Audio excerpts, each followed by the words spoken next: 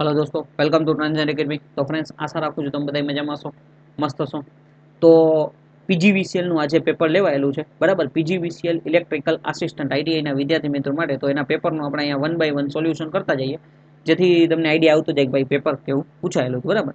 Simple છે। Question number 1 તમને આપેલો છે, પેનલ વાયરિંગમાં નીચેમાં દર્શાવતી એસેસરીઝનું નામ શું છે? તો તમને જોઈને આઈડિયા આવે છે, બરાબર, કે આ લગ્સ છે, બરાબર। લગ્સ તમને આપેલું છે, ઓકે ઓકે, એક જ મિનિટ, ઓકે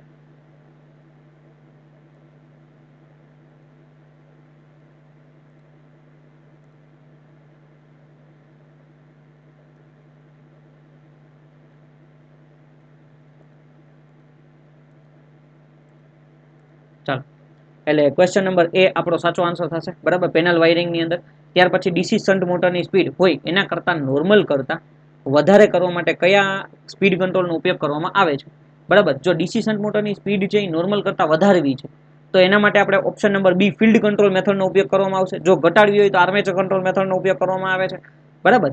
અને વોલ્ટેજ કંટ્રોલ મેથડ વધારવા અને ઘટાડવા માટે બે માટે વોલ્ટેજ કંટ્રોલ મેથડ વાટ લિયોનાર્ડ મેથડ છે એનો ઉપયોગ કરવામાં આવે છે। એટલે ક્વેશ્ચન નંબર 2 નો સાચો આન્સર છે ને ઓપ્શન નંબર બી થશે।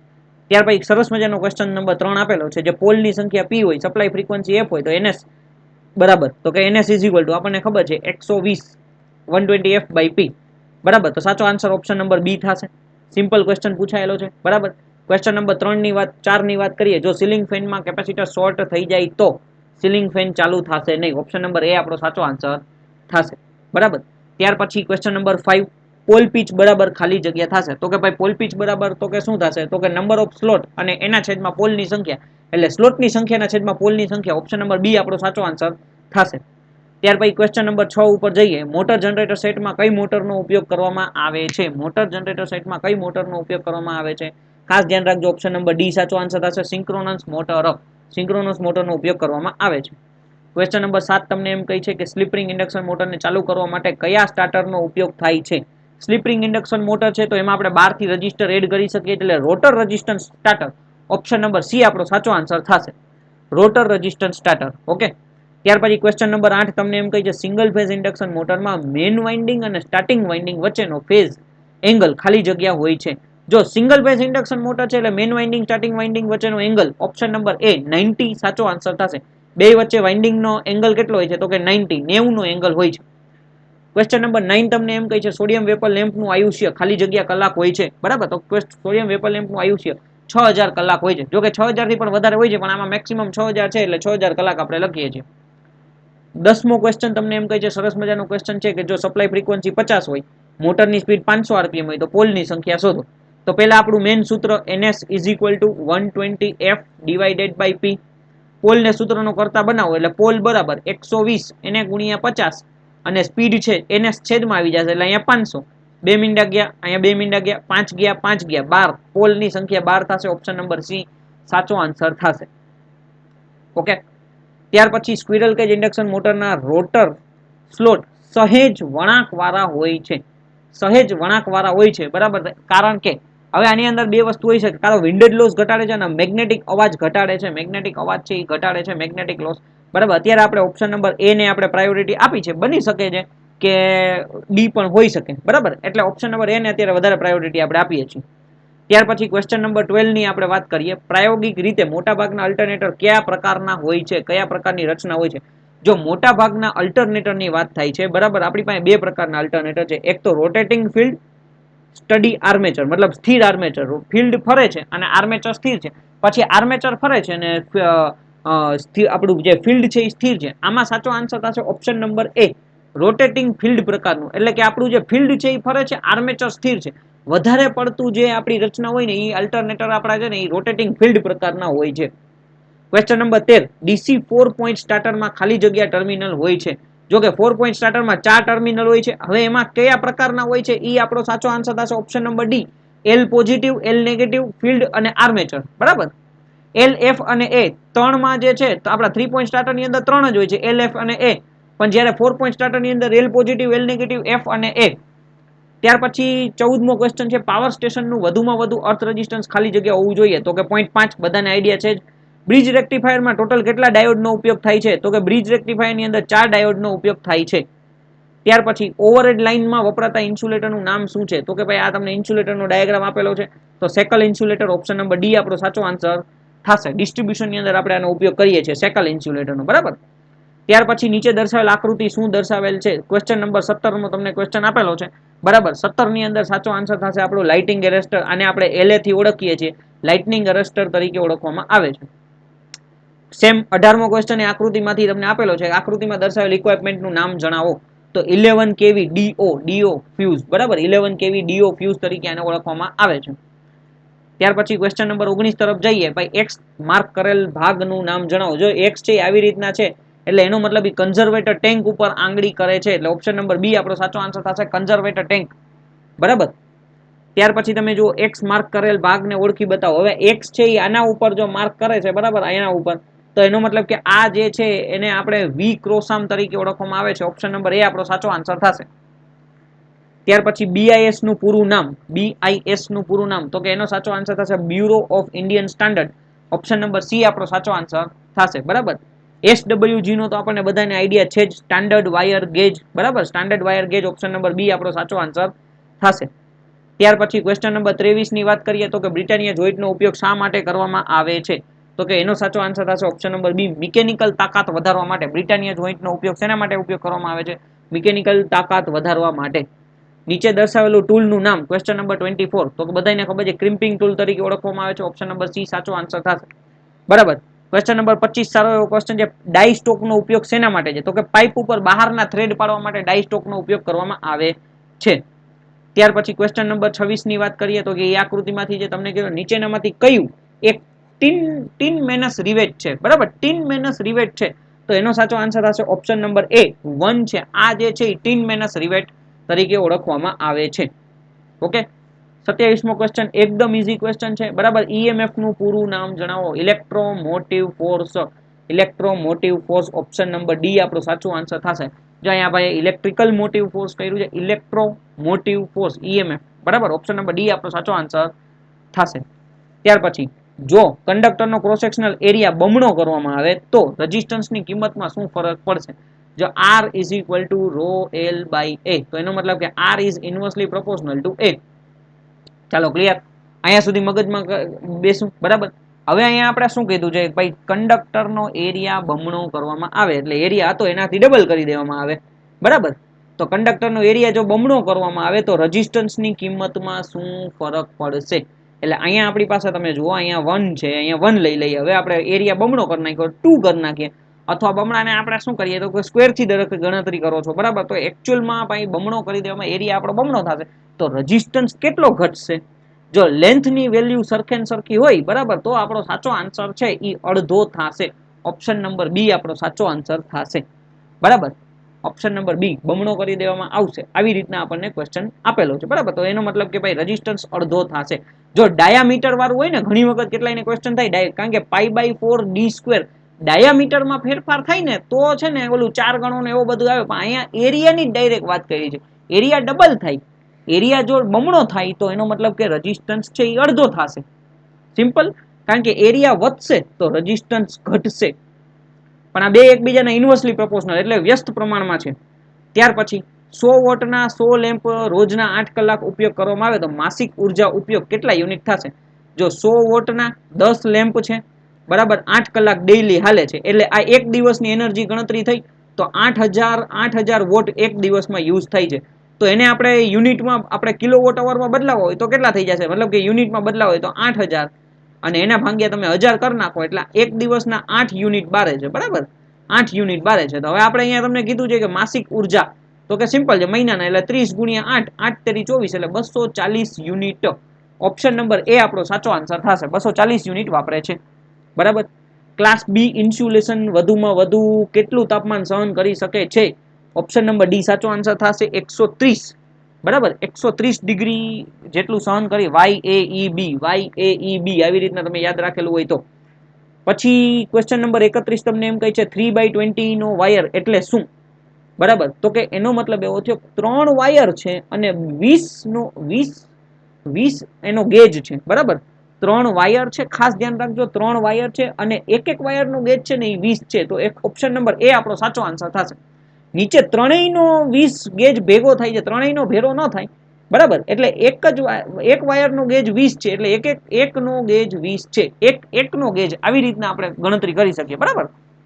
જો સેલને પેરેલલમાં જોડવામાં આવે તો ત્યારે શું થશે? પેરેલલમાં જોડવામાં આવે તો એની કરંટ કેપેસિટી વધશે, કરંટ કેપેસિટીમાં વધારો થશે. ઓપ્શન નંબર બી આપણો સાચો આન્સર થશે, બરાબર. જો સેલને પેરેલલમાં કનેક્ટ કરવામાં આવે તો એની કરંટ કેપેસિટી વધશે, વોલ્ટેજ તો પેરેલલમાં સેમ જ રહેવાના છે, એટલે કરંટ કેપેસિટીમાં જ વધારો થશે. ઓપ્શન નંબર બી આપણો સાચો આન્સર થશે. ચાલો, એના પછી તમે જોશો તો હવે પાછો આકૃતિમાંથી ક્વેશ્ચન આવેલો છે, ભાઈ અંડરગ્રાઉન્ડ કેબલમાં યુજીમાં એક્સ વડે માર્ક કરેલ ભાગનું નામ શું છે? તો જો અહીંયા તમારે આવી રીતના યાદ સિમ્બલ્સ યાદ રાખવાનું છે, CIMBAS.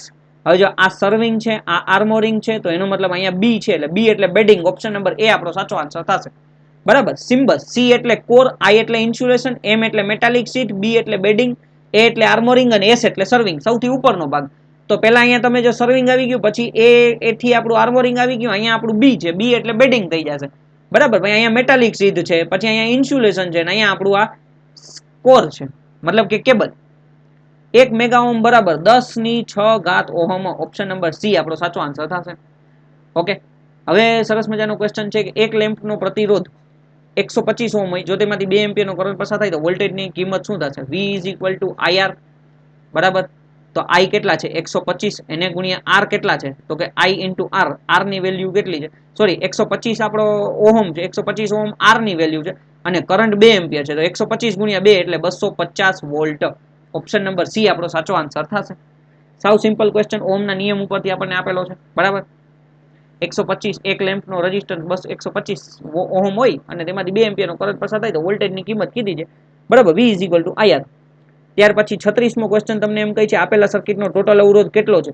તો કે જો આ બે પેરેલલ છે, જ્યારે પેરેલલમાં હોય ને, બરાબર, તો કે ભાઈ ડાયરેક્ટ શું થઈ જશે? તમારે 1/2 પણ કરી શકો, અથવા 1 પેરેલલ 1 એટલે કે ઉપર ગુણાકાર 1 ગુણ્યા 1 એના છેદમાં 1 વત્તા 1 એટલે 1 ના છેદમાં 2 એટલે 0.5 થયા, એટલે સર્કિટ આવી બની આપણી, બરાબર. અહીંયા આપણો 1 ઓહમ, અહીંયા 0.5 ઓહમ અને અહીંયા 1, તો ખરેખર જો સરવાળો આનો કરશો ત્યારે શું થઈ જશે? 2.5 ઓહમ.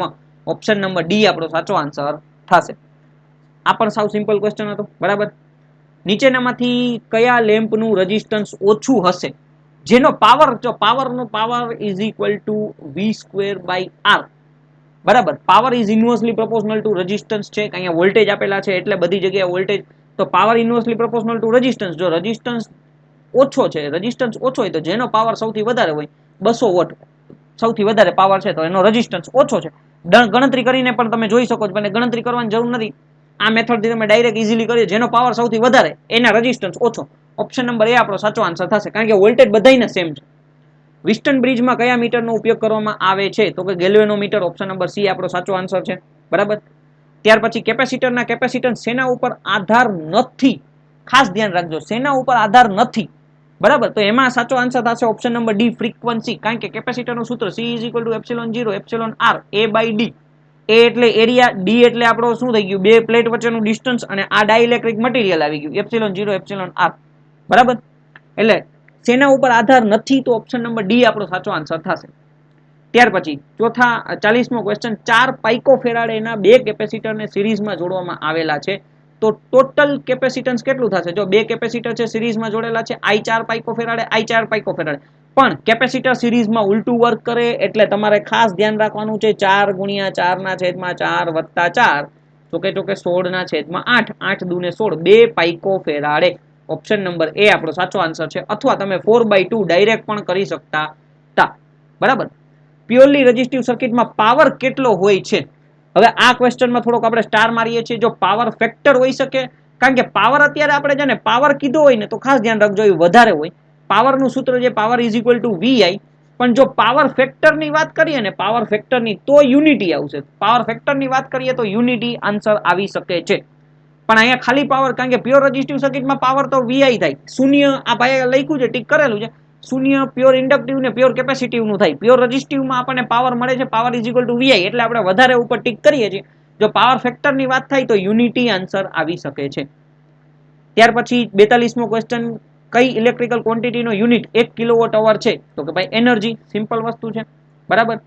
ત્યાર પછી સ્ટાર કનેક્શનમાં ફેઝ વોલ્ટેજ ને લાઇન વોલ્ટેજ વચ્ચેનું સૂત્ર ભાઈ VL = √3 VPH આ આપણા વોલ્ટેજનું સૂત્ર છે સ્ટારની અંદર, બરાબર. કરંટ તો સરખો હોય તો અહીંયા તમે જો VL = VP આ નહીં આવે, VL = એટલે આ પણ નહીં આવે, તો ભાઈ અહીંયા આપણે તમે જો બરાબર ઓપ્શન નંબર સી આપણો સાચો આન્સર. VP = કારણ કે VP ને સૂત્રનો કરતા બનાવો તો VL ના છેદમાં √3 વયા જશે અને અહીંયા આ પણ નહીં આવે, ઓપ્શન નંબર ડી પણ ન આવે, બરાબર. 44મો ક્વેશ્ચન, નીચેનામાંથી કયા રીતનો ઉપયોગ પાવર ફેક્ટર સુધારવા માટે થાય છે? કેપેસિટર બેંક, સિંક્રોનસ મોટર બંનેનો ઉપયોગ થાય છે. ઓપ્શન નંબર સી સાચો આન્સર થશે. ત્યાર પછી ન્યુટ્રલ પોઈન્ટ કેમાંથી લેવામાં આવે છે? તો કે સ્ટાર પોઈન્ટમાંથી લેવામાં આવે છે, બરાબર. જો કે ઘણી વખત એવું હોય કે સ્ટાર પોઈન્ટ આવી રીતના હોય તો ત્રણે ત્રણ કોમન થાય છે, ત્યાંથી અર્થ કરીને પણ લેવામાં આવે તો ઓપ્શન સી ને પણ માન્ય રાખવામાં આવશે, બરાબર. સી અત્યારે પ્રાયોરિટી હું વધારે પડતું એને આપું છું, બની શકે કે સી પણ આન્સર હોઈ શકે, કારણ કે સ્ટાર પોઈન્ટ હોય આવી રીતના સ્ટાર વાઇન્ડિંગ હોય તો એમાંથી આપણે આન્સર આવી શકે છે. ત્યાર પછી બેટરીની કેપેસિટી કેવી રીતે સ્પેસિફાઈ થાય છે? બધાને ખબર છે, સિમ્પલ વસ્તુ એમ્પિયર અવર AH થી થાય છે.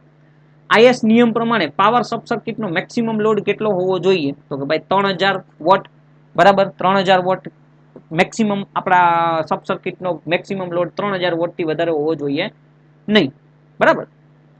ત્યાર પછી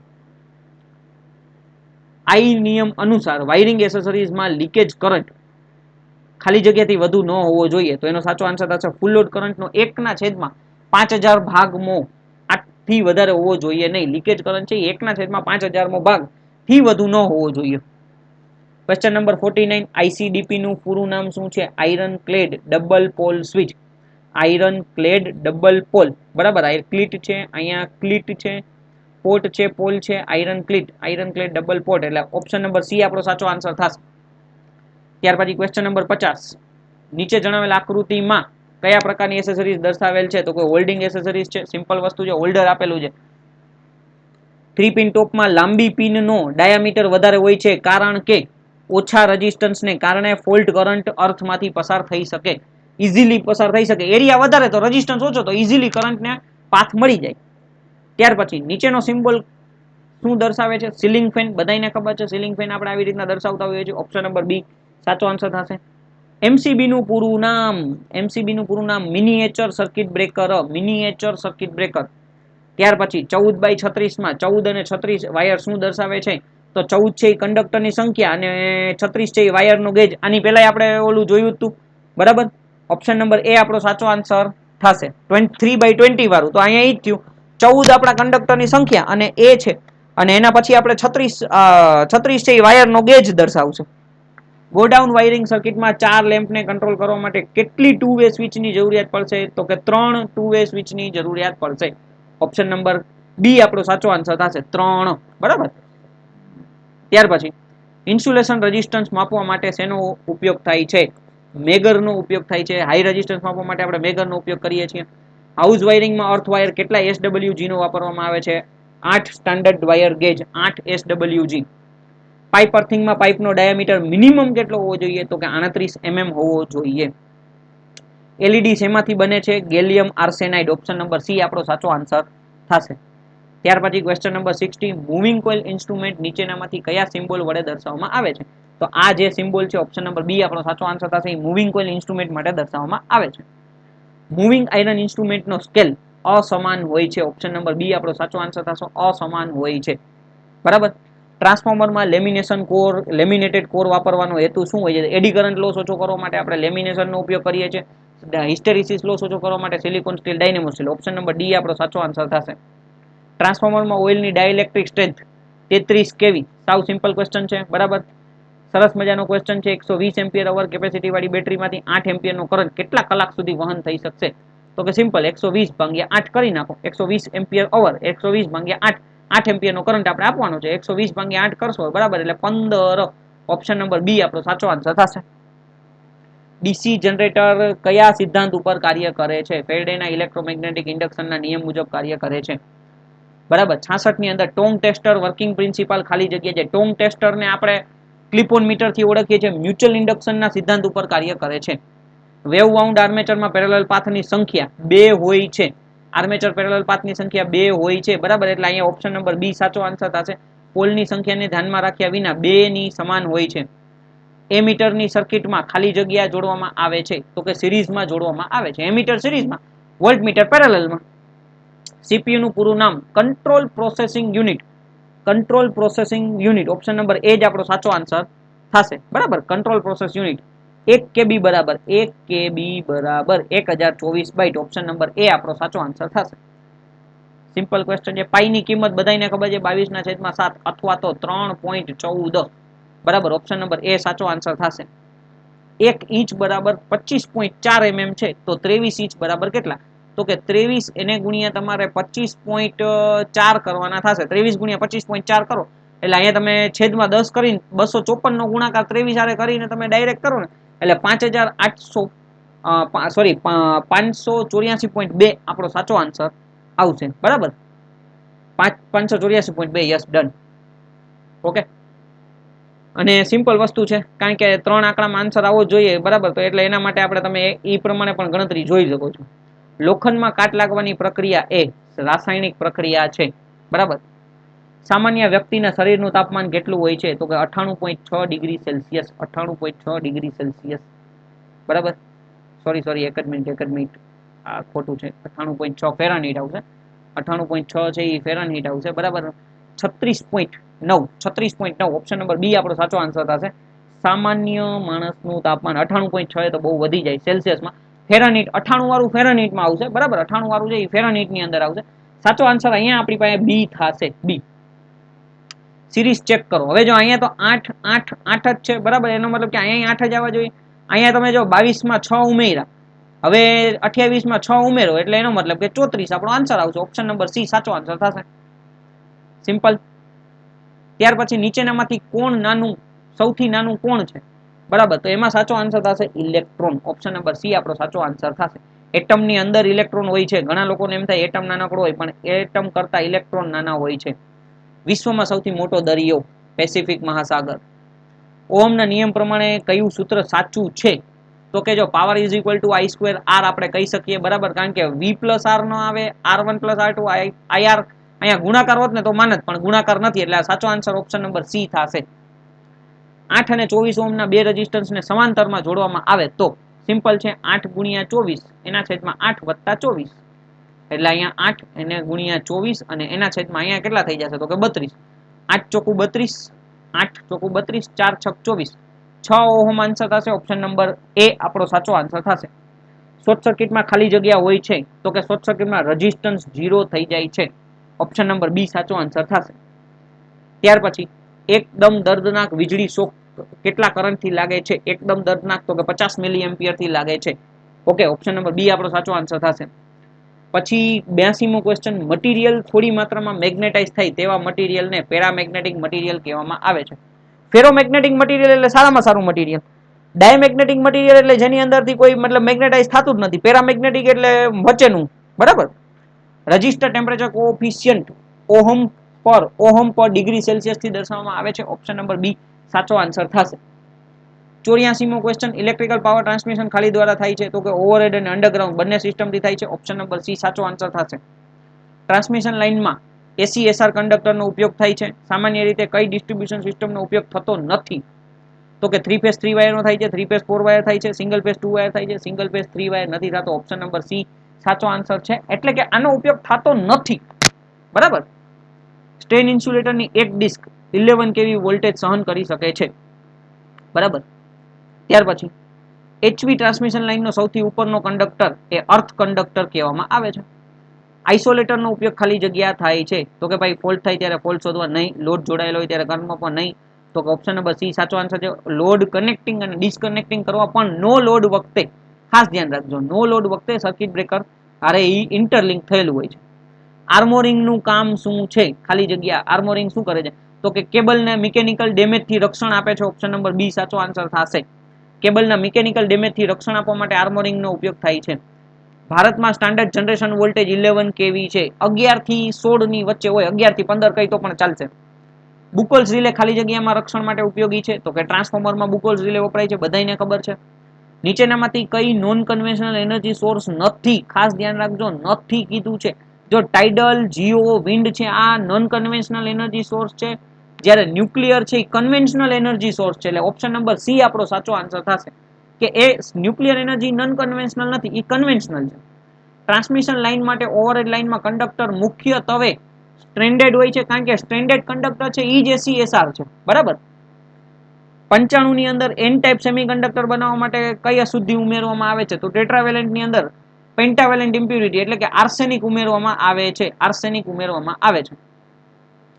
પેનલ બોર્ડમાં નીચેના પૈકી કયા ઇક્વિપમેન્ટનો સમાવેશ થાય છે? પેનલ બોર્ડની વાત થાય છે. બરાબર. તો એની અંદર ઉપરોક્ત તમામ bus bar, control switch, breaker, protective device બધા પેનલ બોર્ડની અંદર હોય છે. ફેરુલમાંથી નીચેનામાંથી કયું વાક્ય સાચું છે? ફેરુલ માટે તેની સાઇઝ mm² હોય છે. તે વાયર છેડાને સરળતાથી ઓળખવા માટે વપરાય છે. ફેરુલ પર નંબર લખેલો હોય છે. આલ્ફાબેટ પ્રિન્ટ કરેલા હોય છે. બરાબર. તો એમાં સાચો આન્સર ઓપ્શન નંબર ડી થશે. રેક્ટિફાયર એટલે શું? તો કે ભાઈ એસી નું ડીસીમાં રૂપાંતર કરનારા સાધનને રેક્ટિફાયર કહેવામાં આવે છે.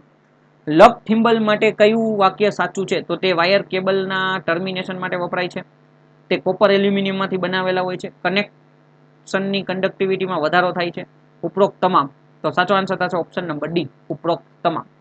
બરાબર. અને કંટ્રોલ પેનલ વાયરિંગમાં દર્શાવેલ વાયરિંગ એસેસરીઝનું નામ જણાવો. કંટ્રોલ પેનલ વાયરિંગમાં દર્શાવેલ વાયરિંગ એસેસરીઝનું નામ જણાવો. કંટ્રોલ પેનલ વાયરિંગમાં દર્શાવેલ, જો આમાં કઈ ફોટોનું કદાચ કઈ આપેલું નથી. બરાબર. એટલે અત્યારે જો એક વાયરિંગનું નામ કહીને વાયરિંગ રેસવે વાયરિંગ હોય, પણ આમાં આપણે ડીઆઈએન રેલ તરીકે આપણે વાયરિંગ એક એસેસરીઝ છે. બરાબર. આપણે જે મતલબ કે જેની અંદર આ એમસીબી બધું લાગેલું હોય એને આપણે ડીઆઈએન રેલ તમે જોયેલી જ હશે. તો એટલે અત્યારે સાચો આન્સર એ રાખીએ છીએ, પણ જો વાયરિંગનું નામ કીધું હોય ને, વાયરિંગમાં દર્શાવેલ વાયરિંગ એસેસરીઝ, તો પછી રેસવે એક પ્રકારનું વાયરિંગ આવે. તો અત્યારે આપણે પ્રાયોરિટી એ ને આપીએ છીએ. બરાબર. તો આ આજનું પેપર હતું. બરાબર. જેટલા મને લાગ્યા કે ભાઈ આ ક્વેશ્ચન સાચા છે, આ બી આન્સર કી છે એ બી ની છે. બરાબર. મતલબ કે આ બી સિરીઝનું પેપર હતું. મને જેટલું મારી રીતે લાગ્યું એ બધા મેં સાચામાં સાચા આન્સર આપવાની ટ્રાય કરી છે. બની શકે કે 2-3 ક્વેશ્ચનના આન્સર ખોટા હોઈ શકે. બરાબર. તો તમે કમેન્ટ કરીને જણાવી દેજો અને આપણે પિન કમેન્ટ કરી દેશું. ઓકે. બાકી કંઈ પણ ક્વેશ્ચન હોય તો કમેન્ટ કરી શકો છો. Thank you for watching this video. Like, share and subscribe Transient academy.